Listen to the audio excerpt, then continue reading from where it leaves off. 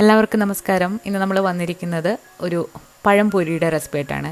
നമ്മൾ ഈ പഴംപൊരി ഉണ്ടാക്കുന്നത് ഏത്തപ്പഴം വെച്ചിട്ടല്ല, സാധാരണ പഴം വെച്ചിട്ടാണ്.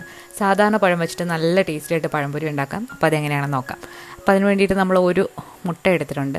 ഇതിലേക്ക് 1 ടീസ്പൂൺ വാനില എസൻസ് ആണ് ചേർക്കുന്നത്. പിന്നെ ഒരു 1/8 ടീസ്പൂൺ ഉപ്പും കൂടെ ചേർത്തു. ഇനി ഇതിലേക്ക് മധുരത്തിന് ആവശ്യമായിട്ടുള്ള ഒരു 3 ടേബിൾ സ്പൂൺ പഞ്ചസാര കൂടി ചേർക്കുന്നുണ്ട്. ഇത് നിങ്ങളുടെ ഇഷ്ടത്തിനനുസരിച്ചിട്ട് കൂട്ടോ കുറയ്ക്കുകയോ ചെയ്യാം. ഇനി ചേർത്തില്ലെങ്കിലും കുഴപ്പമൊന്നുമില്ല. നന്നായിട്ടൊന്ന് അലിയിച്ചെടുക്കുക പഞ്ചസാരയും മുട്ടയെല്ലാം കൂടെ. ഇനി ഇതിലേക്ക് നമ്മൾ ചേർക്കുന്നത് 1/2 കപ്പ് പാലാണ്. അപ്പോൾ ഇത് തിളപ്പിച്ചതോ പച്ചപ്പാലോ ഏത് വേണമെങ്കിലും നിങ്ങൾക്ക് എടുക്കാവുന്നതാണ്. റൂം ടെമ്പറേച്ചറിലുള്ള പാലായിരിക്കണം. ചൂടും കാണരുത്, അതുപോലെ തന്നെ തണുത്തതും ആയിരിക്കരുത്. പാലും കൂടി ചേർത്തിട്ട് നന്നായിട്ട് മിക്സ് ചെയ്ത് കൊടുക്കുന്നുണ്ട്. ഇനി ഇതിലേക്ക് നമ്മൾ കുറച്ച് പൊടി അരിച്ച് ചേർക്കാൻ പോവാണ്. അതായത് മൈദയാണ് ചേർക്കുന്നത്. 1 കപ്പ് മൈദ 250 മില്ലിയുടെ ഒരു കപ്പിൽ നമ്മൾ അളന്നെടുത്തിട്ടുണ്ട്.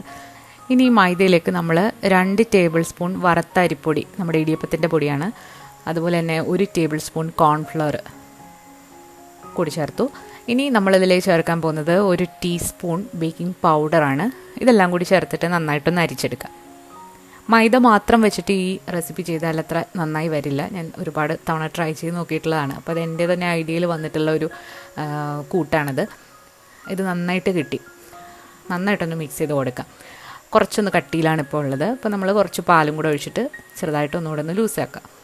അപ്പോൾ ഓരോ മാവും വ്യത്യാസപ്പെട്ടിരിക്കും. അപ്പോൾ കുറേശ്ശെ ഒഴിച്ചിട്ട് നല്ല കുറുകിയൊരു മാവായിട്ടാണ് നമ്മളിത് മിക്സ് ചെയ്തെടുക്കേണ്ടത്. ഒരുപാട് ലൂസായി പോകരുത്. നന്നായിട്ട് മിക്സാക്കി നമ്മൾ എടുത്തിട്ടുണ്ട്. നമ്മൾ 1/2 കപ്പ് പാലും പിന്നീട് ഒരു 1/4 കപ്പ് പാലും കൂടി ചേർത്തിട്ട് ഈ ഒരു പരുവത്തിൽ നമ്മൾ മാവ് റെഡിയാക്കിയിട്ടുണ്ട്. ഇനി നമുക്ക് പഴം ഒന്ന് കട്ട് ചെയ്തെടുക്കാം. ഏത് പഴം വേണമെങ്കിലും നിങ്ങൾക്ക് ഇതിലേക്ക് എടുക്കാവുന്നതാണ്. അപ്പോൾ നമ്മളിവിടെ റോബസ്റ്റ പഴമാണ് എടുക്കുന്നത്. ചിക്കുറ്റ എന്ന് പറയും. അപ്പോൾ റോബസ്റ്റ പഴം കൊണ്ട് മാത്രമല്ല, ഏത് ടൈപ്പിലുള്ള പഴം വെച്ചിട്ടും ഇത് നിങ്ങൾക്ക് ചെയ്തെടുക്കാവുന്നതാണ്.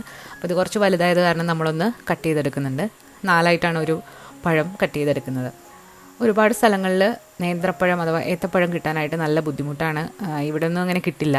അപ്പം അങ്ങനെയുള്ളവർക്ക് പഴംപൊരി കഴിക്കാൻ തോന്നുകയാണെന്നുണ്ടെങ്കിൽ ചെയ്യാൻ പറ്റുന്ന നല്ലൊരു റെസിപ്പിയാണിത്. നമ്മുടെ ബാറ്ററിൽ ഇതൊന്ന് ഡിപ്പ് ചെയ്തതിന് ശേഷം നമുക്ക് ഫ്രൈ ചെയ്തെടുക്കാം. ഡീപ്പ് ഫ്രൈ ആണ് ചെയ്യുന്നത്. നിങ്ങൾക്ക് വേണമെന്നുണ്ടെങ്കിൽ ഷാലോ ഫ്രൈ ചെയ്തും എടുക്കാവുന്നതാണ്.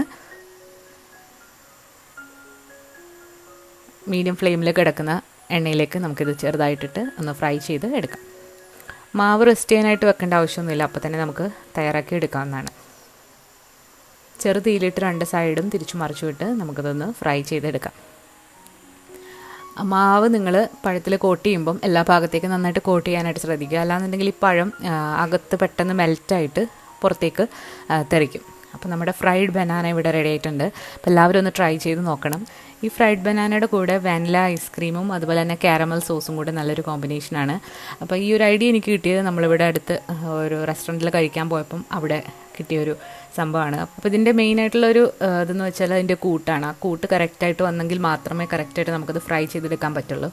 അപ്പോൾ നിങ്ങളെല്ലാവരും ഒന്ന് ട്രൈ ചെയ്ത് നോക്കിയിട്ട് അഭിപ്രായങ്ങൾ അറിയിക്കാം. പുതിയൊരു റെസിപ്പി വീഡിയോ ആയിട്ട് നമുക്ക് വീണ്ടും കാണാം.